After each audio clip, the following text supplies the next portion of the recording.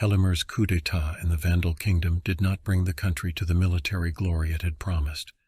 The newly crowned king could not stop the barbarian raids. Vandal power was reduced to small areas around strongholds on the Mediterranean coast, and all inland lands had long since fallen prey to the African nomads.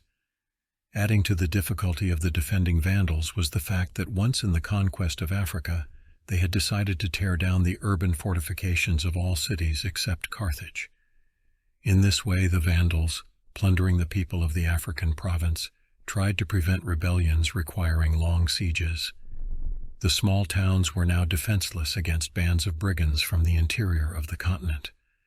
The old military glory of the Vandals still inspired fear in their neighbors, but the Vandals themselves were barely strong enough to defend the heart of the metropolis. What to speak of the outlying provinces, where Vandal officials began to pursue a completely independent policy and stopped sending taxes. At first, Constantinople limited itself to angry written demands to restore to the throne deposed friend of Justinian, Hilderic, but soon it became clear that Byzantium sent a detachment of military support in the breakaway from the Vandals' Libya. The small remote town rebelled and came under the wing of the empire. One of the officials of the empire arrived on the island of Sardinia, where the local chief, a Goth named Goda, also declared independence from the Vandals and offered Byzantium to help the new ruler of Sardinia. Byzantium was always happy to sow discord among neighbors, and Goda was offered to send the officers and soldiers of the empire to help. "Soldiers I will need," pompously replied the former slave, "but I do not need officers. We have enough commanders here." To the great regret for Goda, the time of traveling from Constantinople to Sardinia, the decision to help, the collection of the detachment and its sending delayed, so that instead of the Greeks on the island arrived Vandal fleet, and brother Helimer, named Sazon, suppressed the rebellion, killing Goda and his accomplices.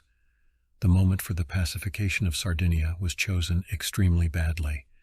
Right at that moment, to Carthage approached the imperial expeditionary fleet, Belisarius. Emperor Justinian, having pacified the revolt of Nika and made peace with the Persians in the east, finally turned his close attention to Libya. Discussion of a possible campaign showed that the emperor's advisors were full of doubts. There were fears that in case of failure the damage would be enormous, and in case of success the profit would be negligible, and Africa itself without control over Italy is extremely vulnerable because of the distance from Constantinople. After some doubts and repeated consultations, Justinian still decided to campaign, because in addition to the shame of the lost province and complaints of robbed citizens to revenge called for priests, Vandals, being Arian, conducted a brutal policy of persecution of the Nicaeans. The monks prophesied success to the godly cause. Justinian himself had already participated in one distant sea campaign, and the success of that operation, perhaps, added to his hopes for a favorable outcome.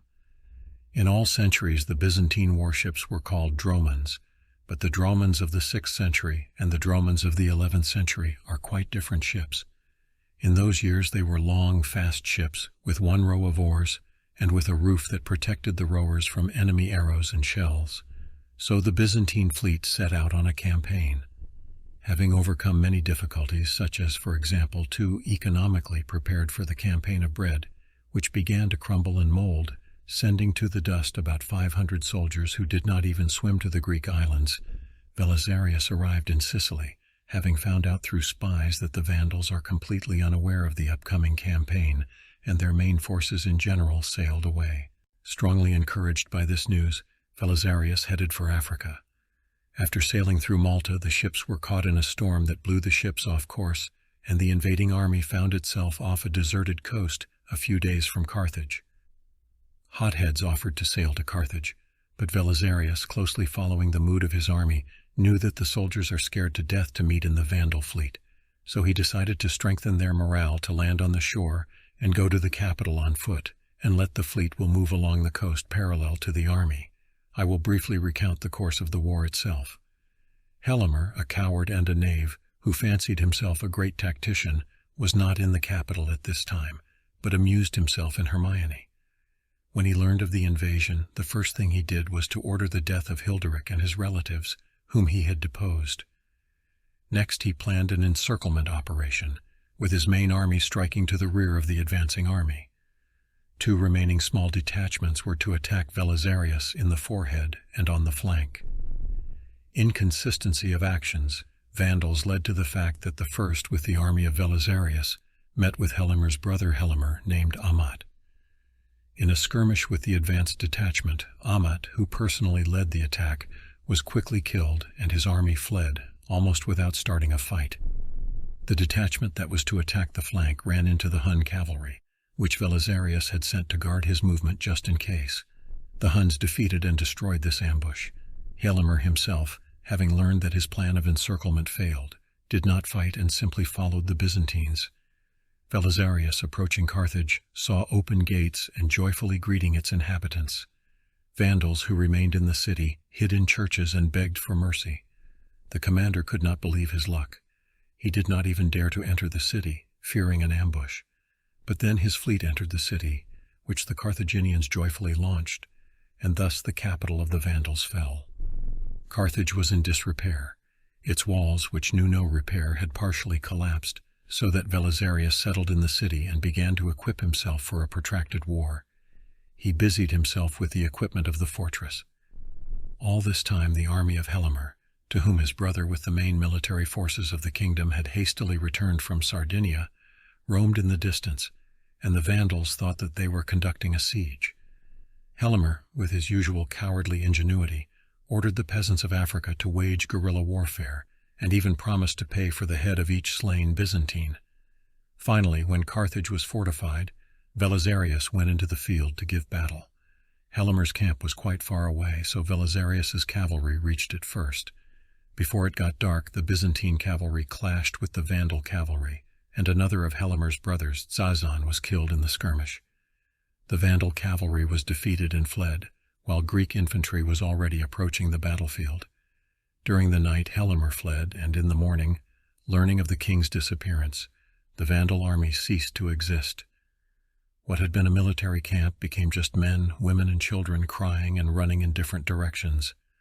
Belisarius's troops discovered in the camp the untold riches that the Vandals had looted from all the coastal cities of the empire over the course of 100 years. The amount of jewels was so great that the troops lost their heads and lost discipline. Had there been an enemy, he could have killed the scattering warriors one by one, but no one thought of resistance anymore. The Vandal kingdom ceased to exist. The hostilities in Africa from the time of the landing took 3 months. The Vandal kingdom literally collapsed, by historical standards, instantly and from a single blow. Ahead will still be a campaign to the islands, where distrustful inhabitants refuse to recognize the power of Byzantium until they show them the head of Zazan, an expedition to the west, the siege of Helimer hiding in the mountains, negotiations with the local princes Bereberov, and many, many problems associated with the restoration of destroyed for 100 years of anarchy economy. I will tell you about it, as well as about the beginning of the war with the Goths later.